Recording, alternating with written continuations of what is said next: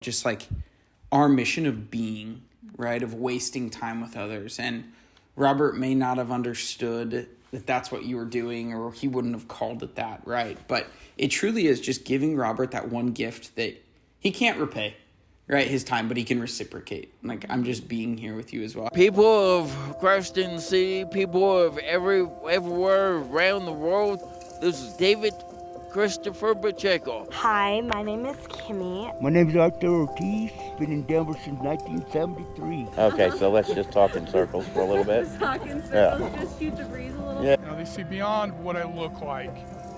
They see what my actions are and say, hey, that is a good person. A lot of people say home is where the heart is, but my heart's in many places. It's just I don't know where home is. Welcome back to Homeless But Human, Philadelphia Story Series. So here with you today is Blake from Philadelphia, and we have Noah and Erin joining us. So welcome, guys. Thank you for having us. Yeah, thank you.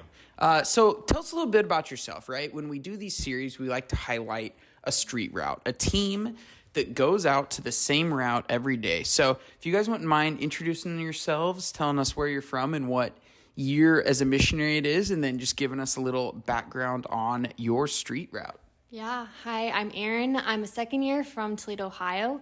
I'm on the Market Street route. This is a new street route this year. Ooh. Yeah. Market new. I like it.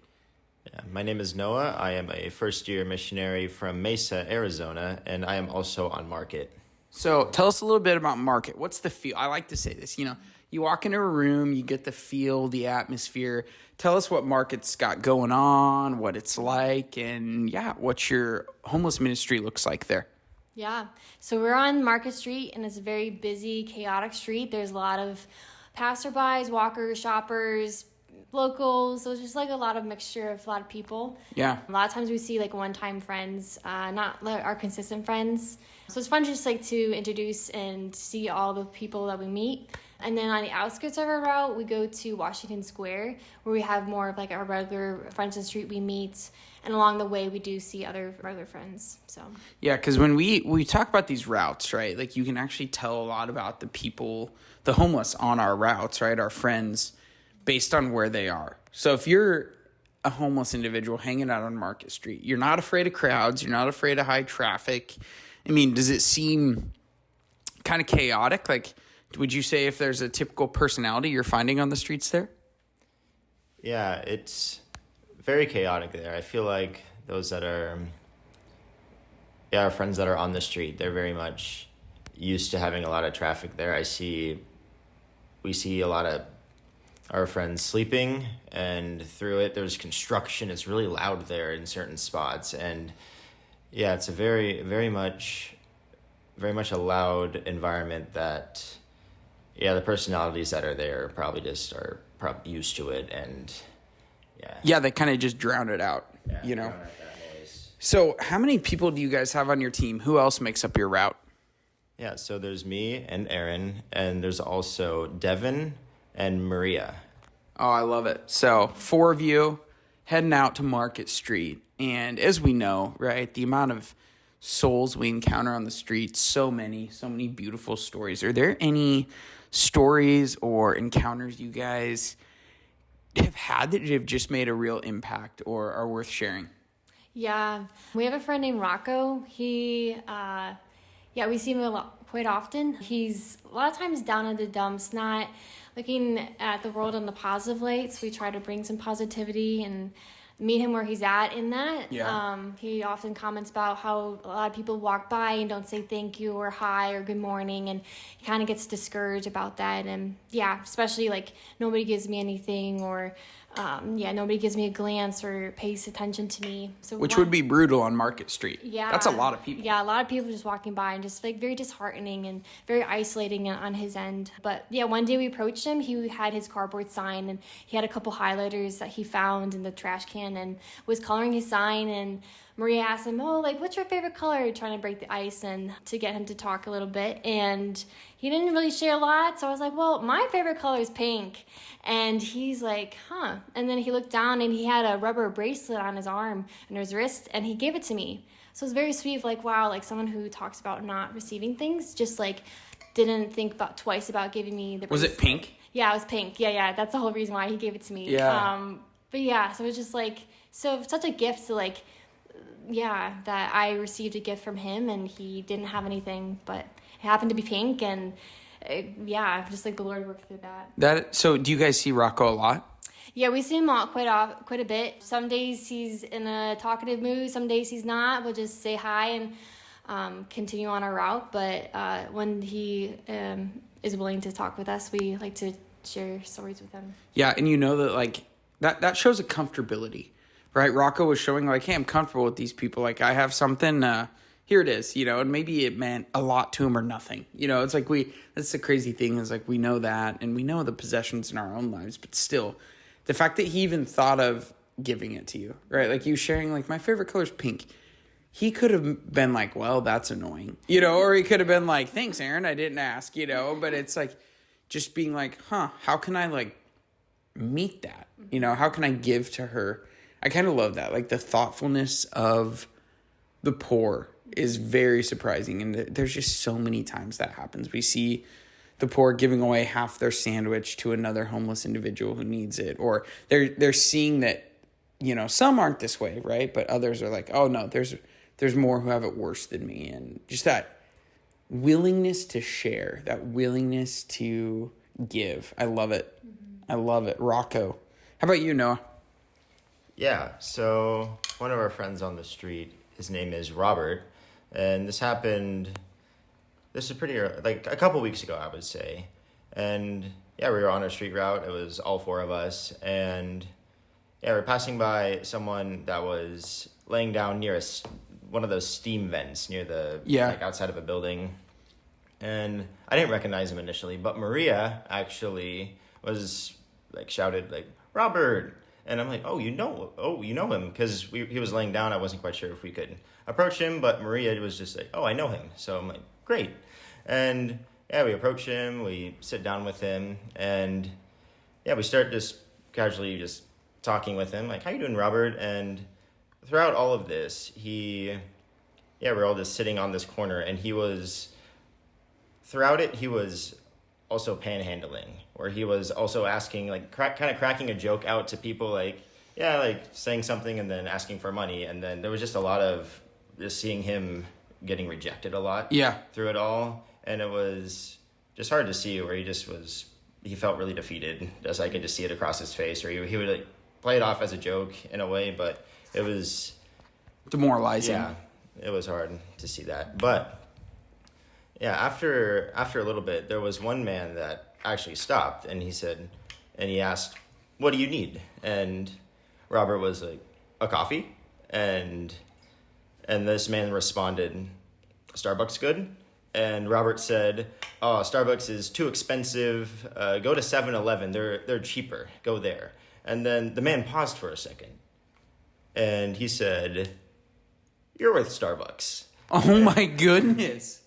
Yeah, and it just moved me so much hearing that, where I'm like, yes, he's worth Starbucks and so much more. And just seeing this man that just randomly stopped, and just this little gesture, just how much it just moved me, where I'm like, yeah, you're worth Starbucks, and just seeing how much, and you're worth so much more. And I just felt the Lord's presence in that moment of just like how good he is, how you are worth all these great things. Sorry. And how did Robert respond to that? He was like, he seemed kind of shocked, like, oh, really? Like, well, and he was surprised by it, where I feel like just all the rejection that he was facing, where he was even like, oh, no, I'm not worth that. I'm not worth Starbucks. Like, go to 7-Eleven, get a... Yeah, that was his first response. It was not Starbucks. How's Starbucks? It was, I'm not worth that. Yeah. Man, that is so cool. Were you there when the man brought back the coffee to Robert? Yeah. How'd that interaction go?